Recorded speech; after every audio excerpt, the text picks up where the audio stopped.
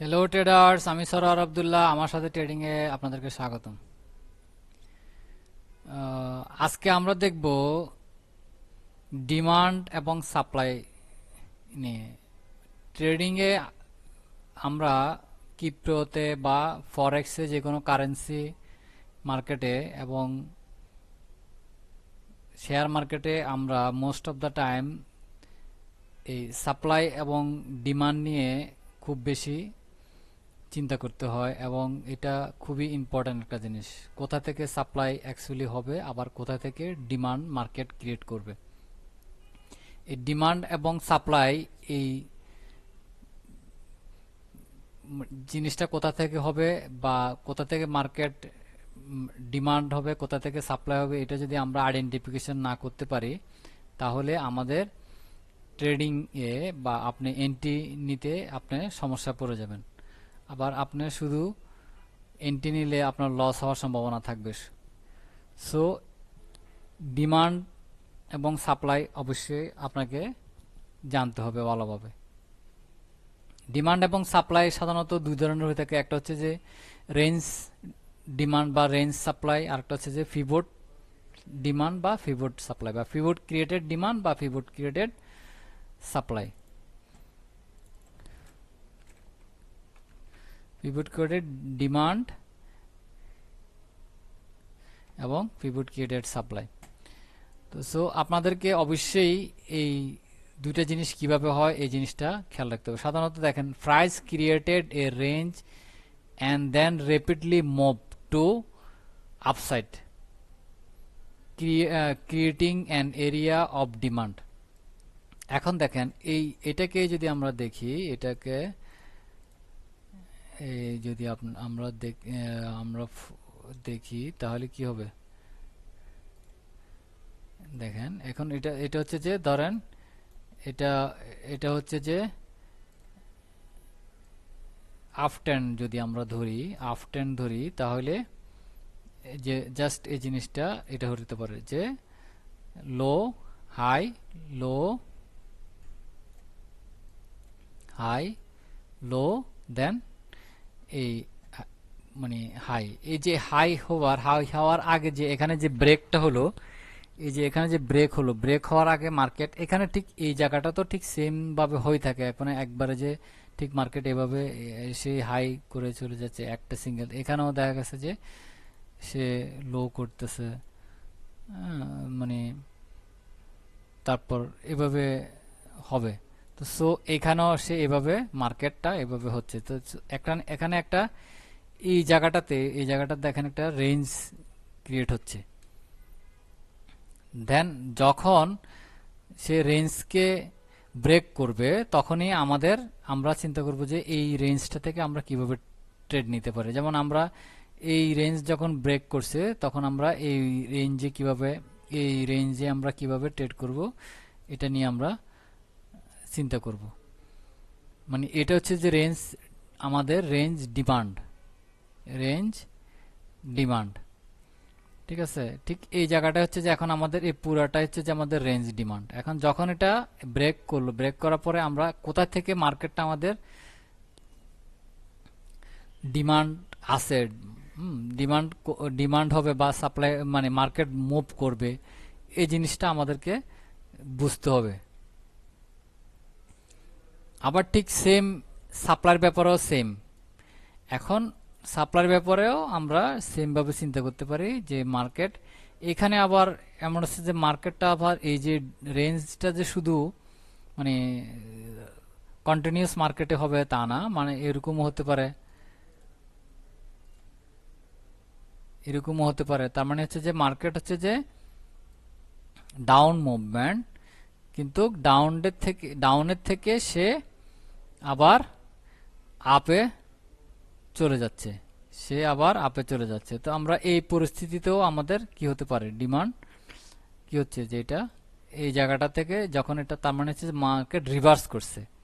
ঠিক আছে, ঠিক সেম ভাবে মার্কেট রিভার্স করার পরে দিয়ে এই জায়গাটা থেকে মার্কেট যখন ব্রেক করলো ফাইনালি, তখন আমরা এই জায়গাটাকে আমরা আমাদের ডিমান্ড রেঞ্জ হিসেবে ধরতে পারি। তো আমরা দুইভাবে করতে পারি, মার্কেট যদি রিভার্স করেও, আবার মার্কেট কন্টিনিউয়াসও যদি থাকে আমরা এভাবেও মার্কেট কন্টিনিউয়াসে থাকলেও আমরা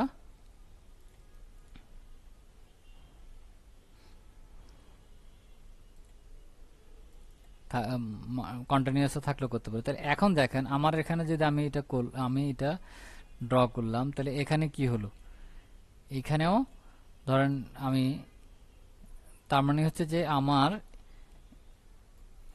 তাহলে হচ্ছে যে আমার এটা হচ্ছে যে আমার সুইং পয়েন্ট, এটা হচ্ছে যে আমার সুইং পয়েন্ট, আর এটা হচ্ছে যে ইন্টারনাল পয়েন্ট। ঠিক আছে, ঠিক এটা আমার সুইং পয়েন্ট। ঠিক আছে, এটা সুইং পয়েন্ট, এটা সুইং পয়েন্ট। তাহলে এই জায়গাটাই হচ্ছে যে আমার,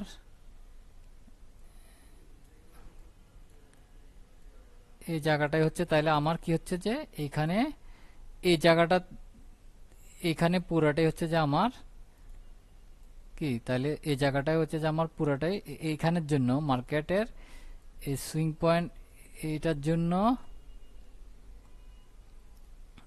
এতটুকু হচ্ছে যে রেঞ্জ।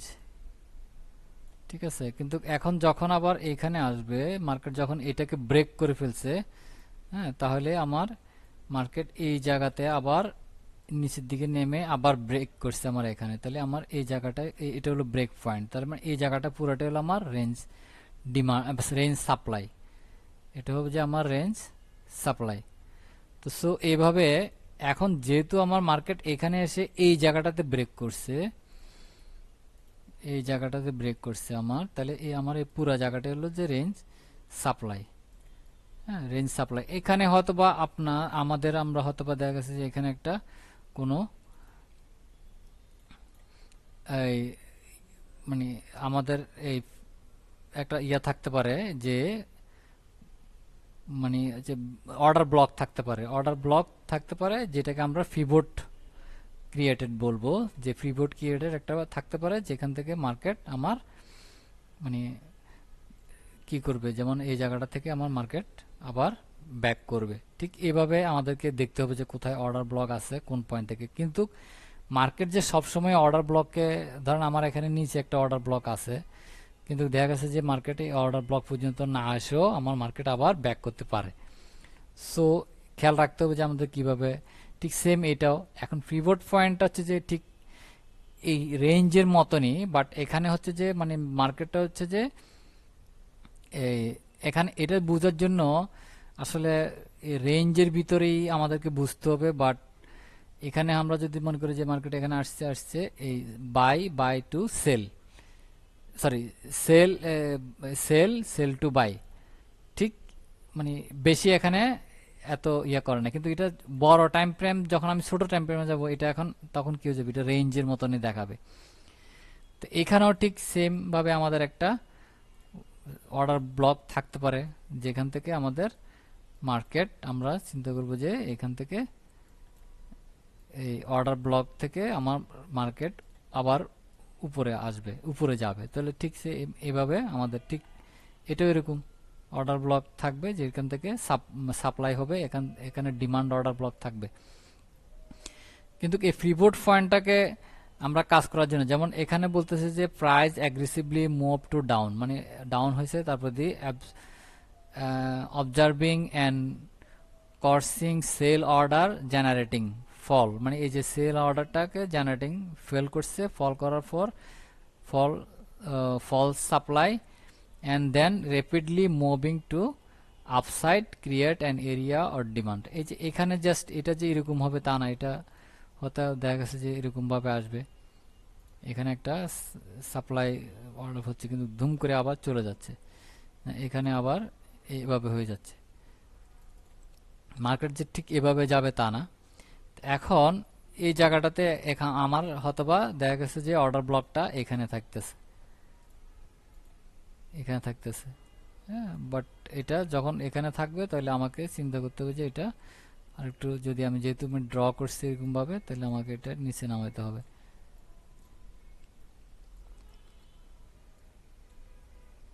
ঠিক আছে, তাহলে এইভাবেই মার্কেট আমাদের অর্ডার ব্লকগুলো আইডেন্টিফিকেশন করতে হবে।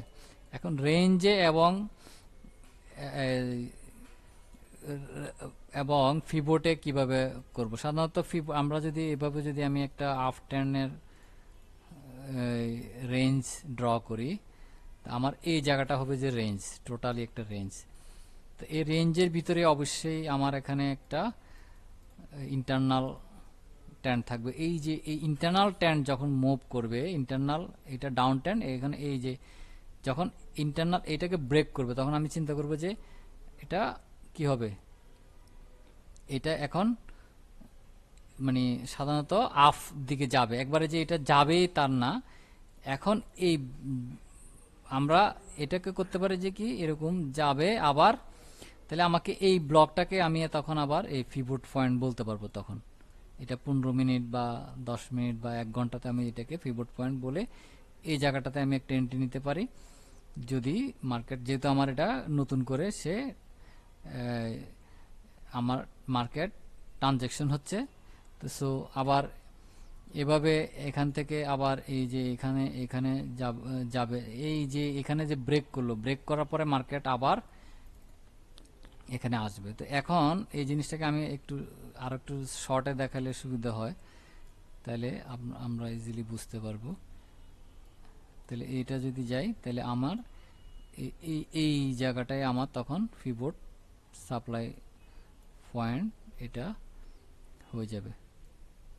হ্যাঁ, তাহলে এইখানে এখানে আমি হয়তো বা ছোট করে কোনো অর্ডার ব্লক দেখতে পারবো, কিন্তু অর্ডার ব্লক সবসময় বড় রাখাটাই বেটার, কারণ ছোট একটা অর্ডার ব্লক অনেক সময় দেখা গেছে যে আমার ঠিক মানে ওই অর্ডার ব্লকের মতো মতো করে আসে না, মানে ওই জায়গাটাতে মার্কেট আসে না।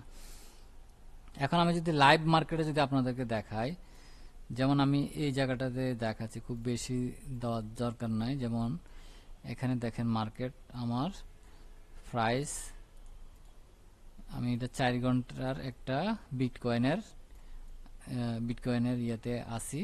এখন আমি যদি একদিনে যাই, এটা ইজি হবে আমার জন্য একটু দেখাতে। যেমন এই যে দেখেন এখানে মার্কেট করলো যে কি আমার এই জায়গাটা থেকে যদি নিচে ধরি আমি, যেমন এখান থেকে এখানে সে আপ ট্রেন্ড হচ্ছে, এই যে আপ ট্রেন্ডটা হচ্ছে যে এখানে এটা যেহেতু ব্রেক করছে, তাহলে আমি এটাকে আপ ট্রেন্ড, এই যে এখানে সে এসে এই জায়গাটা 2 ক্যান্ডেল, একটা আমাদের যে ফর্মুলা ছিল যে 2টা ক্যান্ডেল অবশ্যই করতে হবে, বাট এটা একদিনে 2টা ক্যান্ডেল বলা যায়, কারণ এটা আসলে একটু 12 ঘন্টা বা 18 ঘন্টা দেখলে এটা 2 ক্যান্ডেল হয়ে যাবে। এটাকে মার্চ করা যায়। তো এই যে দেখেন এখন মার্কেট আমার এখানে যে আসলো, এখানে দেখেন এখানে একটা অর্ডার ব্লক আছে, এটা বাট কমপ্লিট আমি বলতে পারবো না যে এটাই। আমি ধরেন তারপরে আমি দেখাচ্ছি যে প্রত্যেকটা জায়গাতে অর্ডার ব্লক থাকার সম্ভাবনা থেকে যায়। যেমন এই জায়গাটাতে আমি যদি দেই, তাহলে এই জায়গাটাতে এখন দেখেন, এখন আমি এটাকে বাদ দিয়ে দিচ্ছি। তাহলে এইখানে দেখেন আমি এই অর্ডার ব্লকটাকে ভ্যালিড ধরবো না, কারণ হচ্ছে যে এটা আমার ভ্যালিড অর্ডার ব্লক না। কারণটা হচ্ছে যে এটা সে এই জায়গাটাতে সে অর্ডার ব্লকটাকে সে টেস্ট করেছে, সো আমি এটা ধরবো না। কিন্তু আমি যদি আর একটু নিচে যাই, নিচে টাইম ফ্রেমে দেখি,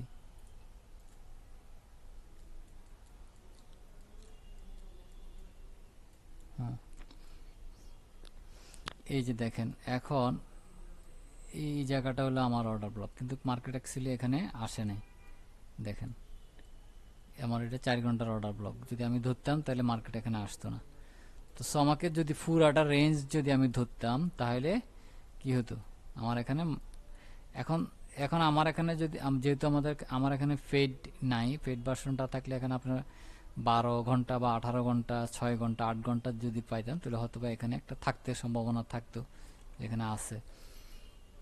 আমি তারপরে একটু 3 ঘন্টায় দেখি, 3 ঘন্টাতে দেখলে অর্ডার ব্লকটা অবশ্যই আমাদেরকে এই যে অপোজিট কালারের, যেমন আমার এটা উপরের দিকে উঠছে, এটা এই যে ইম্পাল হয়েছে, মানে এটা এখানে একটা বড় ধরনের মার্কেটে ইম্পাল হয়েছে। ইম্পাল মানে হচ্ছে যে আপনার অনেক বড় একটা মুভমেন্ট হয়েছে এই জায়গাটা থেকে। তো এই জায়গাটা থেকে মুভমেন্টটা করছে যে এইগুলো সাধারণত আমাদের মতন সাধারণ ট্রেডাররা না, এগুলো অবশ্যই ইনস্টিটিউশন বা ব্যাংক, হ্যাঁ, বা কোনো বিগ বয়েস যাদেরকে বলা হয়, তারা এসে এই জায়গাটা থেকে মার্কেটকে মুভ করাইছে। হ্যাঁ, মুভ করে যারা এই জায়গাটা থেকে মুভ করেছে আমরা এই ফুটপ্রিন্টটাকে ধরে রাখবো। দেখা গেছে যে এখানে তারা আসলে আবার মার্কেটে এই জায়গাটা থেকে মুভ হয়। হ্যাঁ, তো তবে এখানে যতই আমরা আইডেন্টিফিকেশন করি, কিন্তু মার্কেট যখন স্ট্রাকচার চেঞ্জ হবে, আমি যদি এইটাকে অর্ডার ব্লকটাকে যেমন এখানে একটা অর্ডার ব্লক দেখেন, এটা এই যে অর্ডার ব্লকটা ছিল, এটাকে ঠিক এখানে সে এসে আবার এটাকে টেস্ট করছে, দেখছেন ঠিক এই জায়গাটা থেকে এসে টেস্ট করছে। হ্যাঁ, তাহলে এখন মার্কেটটা এখানে আমি এখানে যে আসলে যে আমি এন্ট্রিটা নিব তা না, ধরেন এই জায়গাটার এন্ট্রিটা আমি অবশ্যই যদি আমি এই জায়গাটাকে হিসাব দেখি, টোটালি এই জায়গাটাকে দেখি, হ্যাঁ, তাহলে আমাকে যদি আমি 15 মিনিটে যাই তাহলে কি হয়, আমার এটা 15 মিনিটে দেখাবে কিনা আমি দেখি। 15 মিনিট,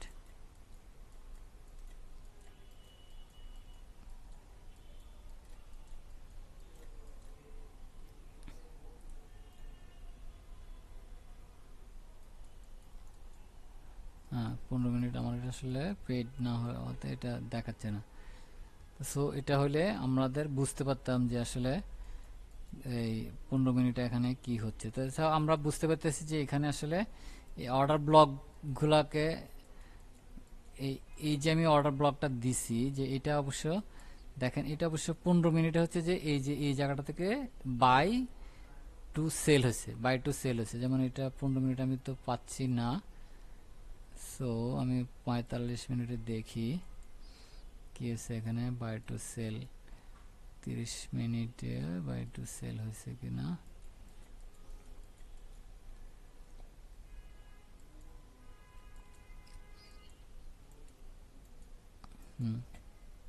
এখন দেখেন এই যে আমি যদি এই জায়গাটাকে যদি দেখি যে এই জায়গাটা থেকে মার্কেট মানে ব্যাক করছে, তবে এন্ট্রিটা আমাকে তাহলে অবশ্যই এখানে আমি এই যে এখান থেকে এটা ডাউন কি এখানেও ধরা যায়, এই ক্যান্ডেলটা আমি এটা ইয়ার কাছে ধরলাম না। যেমন এখানে আসছে আমার মার্কেট, এখানে গেল মার্কেট এখনো ব্যাক করে না। দেখুন এখানে দেখেন এই যে এখানে এসে সে এই জায়গাটাতে এসে যখন এইটাকে এই যে এখন আমার মার্কেট ট্রানজেকশন হয়েছে, তার মানে হচ্ছে সে রিভার্স করছে। এখন আমাকে এই অর্ডার ব্লকটাকে, এখন আমাকে এই জায়গাটা থেকে যদি আমি এই জায়গাটাকে আমি যদি রেঞ্জ বন্ড মানে যেটাকে আমি রেঞ্জ সাপ্লাই বলবো, যদি আমাকে এইখানে যদি আমি আইডেন্টিফিকেশন করি, তাহলে আমার দেখা গেছে যে আমার রিস্ক কমে আমি কি করতে পারবো, এইখানে এসএল দিব। তখন এই জায়গাটাতে আর আমার এসএল দেওয়ার দরকার নেই বা এখানে দেওয়ার দরকার নেই, আমার এখানে এসএল দিব। এখানে আমি আবার আরো শর্টে গেলে এই জায়গাটাতে মার্কেট আমি এই দেখতে পারবো, কিন্তু যেহেতু আমার এই জায়গাটা অনেক দূরে নিয়ে ফেলছি, সো আমার এটা ফেড ছাড়া দেখা যাবে না। এভাবে আপনারা ট্রেড করবেন, আশা করি আপনারা শিখবেন, শিখে ট্রেড করবেন। শিখা ছাড়া কখনোই ট্রেড করবেন না, না শিখে ট্রেড করলে অনেক লসের সম্ভাবনা থাকে। অবশ্যই মার্কেট সম্পর্কে, মার্কেট স্ট্রাকচার এই জিনিসগুলো শিখতে হলে আপনাকে মার্কেট স্ট্রাকচারটা খুব, অর্ডার ব্লক বা এই যে আমি রেঞ্জ দেখাচ্ছি এগুলোর জন্য অবশ্যই আপনাকে মার্কেট স্ট্রাকচারটা ভালোভাবে দেখতে হবে, মার্কেট স্ট্রাকচার জানতে হবে। আপনারা না জেনে শুধু শুধু ইনভেস্ট করবেন না, অনেক টাকা ইনভেস্ট করার কোনো, না জেনে করার কোনো মানে প্রয়োজন নাই, বা না জেনে যদি করেন তাহলে আপনাদের লসের সম্ভাবনা খুব বেশি থাকবে। কারণ এখানে মার্কেট, যেমন আমরা ক্রিপ্টোতে যদি ট্রেড করতে যাই, ক্রিপ্টো মার্কেট খুবই ভোলাটাইল বা, সো এখানে অবশ্যই আপনাদেরকে কেয়ারফুল থাকতে হবে, লট সাইজ নিতে হবে, ঠিক মতো নিতে হবে, আপনার মানি ম্যানেজমেন্ট করতে হবে। আপনার কাছে কত টাকা আছে, তার কত পার্সেন্ট আপনি রিস্ক নেবেন, 2% নেবেন না 3% নেবেন, এভাবে আপনাকে দেখে শুনে এসএল দিয়ে ট্রেড করতে হবে। সো সবাইকে ধন্যবাদ, আশা করি সবাই মার্কেট শিখবেন, শিখে তারপরে ট্রেড করবেন।